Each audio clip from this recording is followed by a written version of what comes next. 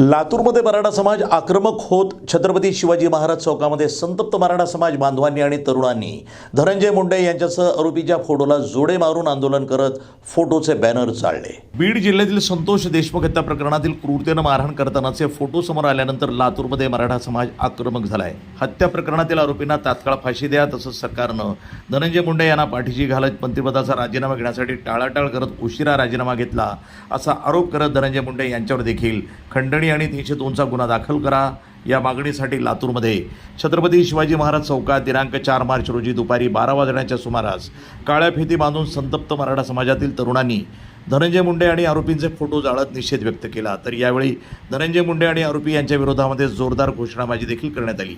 यावेळी मराठा समाज बांधव मोठ्या संख्येने उपस्थित होते।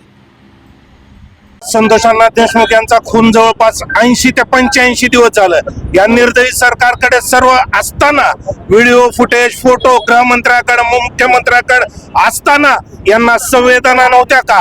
आज आमच्यापर्यंत सर्वसाधारण माणसापर्यंत हे फोटो आल्यानंतर आज जनसामान्याचा उद्रेक झालाय। हा त्याचा एक छोटासा अंश आहे। जर व्हिडिओ बाहेर पडले किंवा त्यांच्यावर जर गुन्हेगारी कायद्याअंतर्गत गुन्हा नोंद नाही झाला तर आम्ही त्यांना शिक्षा देऊ। सरकार देणार नाही। मराठा समाज असेल, कुठलाही समाज असेल, आज आज आज पेटून उठलाय। आज बऱ्याच लोकांच्या घरामध्ये अन्न शिजलं नाही। त्याचं कारण संतोष अण्णाचे व्हिडिओ फुटेज किंवा फोटो बघून आम्हाला जी हालचाल झाली, आज ह्याच्या भावना आम्ही शब्दात व्यक्त करू शकत नाही। आज यांना संवेदना नाहीत का? संवेदना मेल्या त्यांच्या। आज जर यांच्या घरातल्या मुलीला कोण हात लावलं, पोराला हात लावलं तर त्याची जिंदगी बरबाद होते। आज एका घरातला पुरुष गेला, आज यांना कसलंच नाही। कशासाठी? फक्त सत्तेसाठी आणि पैशासाठी। यांचा पैशाचा आणि सत्याचा माजूच उतरल्याची आम्ही शांत बसणार नाही। काय मागणी आहे तुमची? यामध्ये प्रामुख्यानं जो धनंजय मुंडे म्हणतो की हा माझा जवळचा आहे, आम्ही म्हणत नाही। पंकजा मुंडे म्हणते की वाल्मिक शिवाय धन्याचं कुठलंही पान हलत नाही।